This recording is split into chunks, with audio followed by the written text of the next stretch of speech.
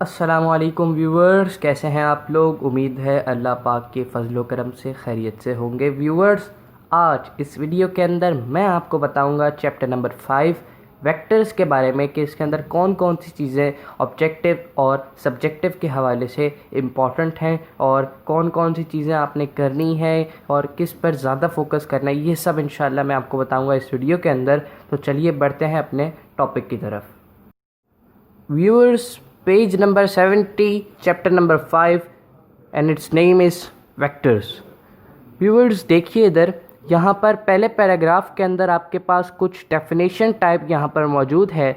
ये आपने लाजमी तौर पर पिछले चैप्टर के अंदर पढ़ी होगी, मैंने आपको बताई थी, और इसके अंदर भी है क्योंकि ये चैप्टर ही पूरा बेस करता है वेक्टर्स के बारे में। और इसके अंदर वेक्टर्स के बारे में हर चीज़ रिलेट वेक्टर से करती है। Vector representation, multiplication, negative, resolution, trigonometric ratio, ये सब चीज़ें वेक्टर से रिलेट करती हैं। तो इसलिए इस चैप्टर के अंदर ये डेफिनेशन इन्होंने फिर से दी है। तो आपको याद होगा कि इस डेफिनेशन में क्या है। तो physical quantities which are completely specified their with their magnitude and direction both are called vector quantities. Vector quantities वो क्वांटिटीज़ हैं जो कंप्लीटली स्पेसिफाई होती हैं अपने मैग्नीट्यूड से, यूनिट से और अपनी डायरेक्शन से। इन क्वांटिटीज़, इन फिजिकल क्वांटिटीज़ को हम वेक्टर क्वांटिटीज़ कहते हैं। अब आप इसकी अगर एग्जांपल लिख दें इसकी डेफिनेशन के अंदर तो और आसानी हो जाएगी मार्क्स गेन करने में। For example, if a drill master ask a boy to move 3 steps, the boy does not know in which direction he has to move. If however he mentions direction also, the confusion is removed. Hence, displacement is a vector quantity. The distance moved by the boy and the direction of his motion give the magnitude and the direction of the displacement vector respectively. Thus, displacement is a vector quantity. Force is another example of a vector. When we push or pull a body, we are said to exert a force on it. To describe a force, we need to specify its direction as well as its magnitude. Velocity, acceleration, etc. are also vectors, as none of these quantities give a complete meaning without the mention of direction. तो आप इसके अंदर से लिख सकते हैं, इसकी example के अंदर वेलोसिटी, एक्सेलरेशन भी लिख सकते हैं, डिस्प्लेसमेंट भी लिख सकते हैं, क्योंकि ये सारी वेक्टर क्वांटिटीज़ हैं और ये इसकी एग्जांपल के अंदर आ सकता है। अब बढ़ते हैं नेक्स्ट टॉपिक, वेक्टर रिप्रेजेंटेशन की तरफ। ये जब ये पैरा है सबसे पहला, ये आपके लिए ऑब्जेक्टिव के हवाले से भी इम्पॉर्टेंट है, इसमें से भी ऑब्जेक्टिव बन सकता है। अब बढ़ते हैं इसकी तरफ, vector representation. A vector is represented by an arrow drawn parallel to the direction of the vector. The length of an arrow on a suitable scale indicates the magnitude of the vector and the arrowhead gives its direction. देखिए यहाँ पर arrow की representation बताई हुई है कि arrow किस तरह से रिप्रेजेंटेड होता है, और इसकी एक साइड पर हेड होता है और एक साइड पर इसकी टेल होती है। इसको हम कहते हैं वेक्टर। ये इस तरह से रिप्रेजेंट होता है और ये इसकी यहाँ पर कुछ चार्ट के अंदर इसके बारे में बताया हुआ है। हम इसको पढ़ते हैं। Suppose a person move a distance of 50 kilometre towards north from a certain reference point. To represent this displacement vector we first indicate north south direction. देखिए नॉर्थ और साउथ की डायरेक्शन पहले इसने इंडिकेट की। A displacement of 50 km due north is represented by the directed line segment AB. AB जो directed line segment है ये रिप्रेजेंट कर रहा है displacement of 50 kilometre towards the north.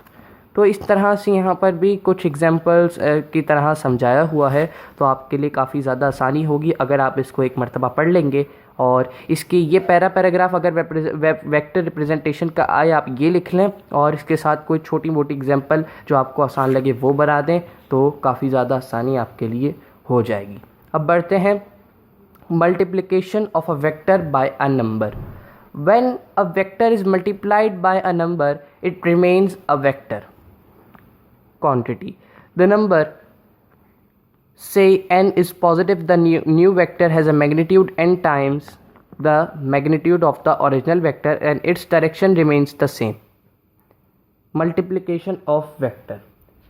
देखिए मल्टीप्लिकेशन ऑफ वेक्टर ये है कि एक वेक्टर जब दूसरे वेक्टर के साथ मिले तो एक नई चीज़ नई चीज़ हमें मिले और उस नई चीज़ का हम फिर जिसे कहते हैं मैग्नीट्यूड वो फाइंड आउट करें। यहाँ पर कुछ एग्जाम्पल के तौर पे भी दिया हुआ है। If a vector f is represented by a directed f line segment of length 2 centimetre, vectors 2f and half f will be represented by directed line segment of length 4 cm and 1 cm respectively as shown in figure 5.3। जिस तरह इस figure के अंदर shown है। तो आप इस तरह से इसके पहला पैराग्राफ लिख सकते हैं जैसे आपने इसके अंदर किया था, और इसकी एक एग्जांपल भी चार्ट के साथ बनाकर लिख सकते हैं। अब आ जाते हैं नेगेटिव ऑफ अ वेक्टर पर। नेगेटिव ऑफ अ वेक्टर क्या है? नेगेटिव ऑफ अ वेक्टर इसकी हेडिंग से ही हमें पता चल रहा है कि है क्या। If we reverse the direction of a given vector without changing its magnitude और multiply a vector by -1, it become a negative of the vector. For example, the given vector is represented in figure 5.5 by OA. The negative of this vector is represented by the same figure by OB. ये negative vector होगा और ये positive vector होगा और ये axis के ऊपर लाई कर रहा है। तो इस तरह हमें पता चल जाएगा कि कौन सा एरिया पॉजिटिव है और कौन सा एरिया नेगेटिव है, ये तो आपको पता होगा। ठीक, तो इस तरह से आप एग्जाम्पल के साथ इसको लिख सकते हैं अगर ये आपके पास पेपर में आए। अब आ जाते हैं वेक्टर की एडिशन के ऊपर। एडिशन ऑफ वेक्टर क्या चीज़ है?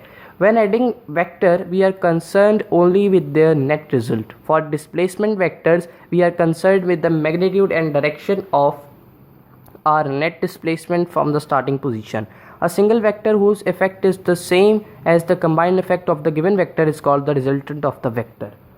अब मैं आपको एक ज़रा आसान डेफिनेशन बताऊँ रिजल्टेंट ऑफ वेक्टर की, कि रिजल्टेंट ऑफ वेक्टर असल में है क्या। एडिशन ऑफ वेक्टर के बाद जो हमारे पास सम निकलता है, यानी द सम और resultant vector is a single vector having the combined effect of all the component vectors to be added. यानी जो भी एडिशन ऑफ वेक्टर के अंदर जितने भी हमारे पास वेक्टर ऐड हुए हैं उनका जो सम निकलता है, यानी उनका जो रिजल्ट निकलता है हमारे पास, उसको हम कहते हैं रिजल्टेंट वेक्टर। उसके अंदर सारे कंबाइंड इफेक्ट होते हैं, जैसा कि मैंने आपको अभी डेफिनेशन में बताया। तो ये रिजल्टेंट वेक्टर की डेफिनेशन है, एक बार आप फिर सुन लें। द सम और resultant vector is a single vector having the combined effect of all the component vectors to be added. ये है हमारे पास रिजल्टेंट वेक्टर। अब आ जाते हैं एडिशन ऑफ वेक्टर पे। अब एडिशन ऑफ वेक्टर ये है कि व्हेन 2 और more vectors are combined we get a single vector. This process is called addition of vector. अब एडिशन ऑफ वेक्टर दो तरीके से होते हैं, या फिर एडिशन ऑफ वेक्टर एक तरीका इस तरह से होता है कि वेक्टर्स एक सेम डायरेक्शन में जा रहे हों और एक साथ ऐड हो जाएं, और दूसरे इस तरीके से होंगे कि वो डिफरेंट डायरेक्शन में ऐड हों, कोई डिफरेंट डायरेक्शन बने उनकी। एक तो बिल्कुल स्ट्रेट सीधा हो जाए और एक डिफरेंट डायरेक्शन बने और मेन लाइन से सारे ज्वाइन हो जाएं। इस तरह से भी इसकी वेक्टर्स जो होते हैं वो आपस में ऐड होते हैं। ठीक, तो वेक्टर्स जो ऐड होते हैं, दरअसल जैसे एक वेक्टर है तो दूसरे वेक्टर की टेल उस वेक्टर के फर्स्ट वेक्टर के हेड से लगेगी, उसके बाद वो ज्वाइन होगा। ये नहीं होगा कि फर्स्ट वेक्टर का हेड और दूसरे वेक्टर का हेड उसके साथ ज्वाइन हो, ऐसा नहीं होगा। फर्स्ट वेक्टर का हेड और दूसरे वेक्टर की टेल जब लगेगी तो इस तरह से वो ज्वाइनिंग कहलाएगी, और वो इसी तरह आगे आगे चलता रहेगा जितना उसको मज़ीद आगे प्रोसीड करना है। अब बढ़ते हैं आगे। ट्रिग्नोमेट्रिक रेशियोज़ जो हैं ये आपने मैथमेटिक्स में भी पढ़े होंगे, और मैंने पिछले जब मैथमेटिक्स की जो क्लास थी जिसके अंदर मैंने जो वीडियोस थी उनके अंदर मैंने बताया था कि ये जो आपके पास ये टेबल है ये काफ़ी ज़्यादा इम्पॉर्टेंट है। इसलिए मैंने कहा था कि उसके अंदर भी मैंने कहा था आप ये टेबल भी याद कर लें तो आपके लिए काफ़ी ज़्यादा आसानी हो जाएगी। अब बढ़ते हैं रिजोल्यूशन ऑफ वेक्टर्स पर। अब रिजोल्यूशन ऑफ वेक्टर क्या चीज़ है, सुन लीजिए, डेफिनेशन लिख लीजिए।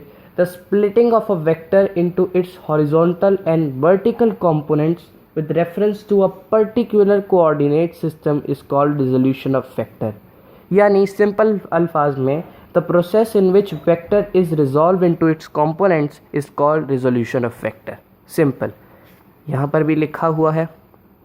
Splitting of vector into its component is called resolution of the vector. तो ये आपके लिए आसानी हो जाएगी, यहाँ पर भी एक डेफिनेशन मौजूद है रिजोल्यूशन ऑफ वेक्टर की। अब आते हैं कॉम्पोजिशन ऑफ अ वेक्टर पर। कॉम्पोजिशन ऑफ वेक्टर क्या चीज़ है? कॉम्पोजिशन ऑफ वेक्टर ये है, ये एक ऐसा प्रोसेस है जिसके अंदर component of vector are added to produce original vector.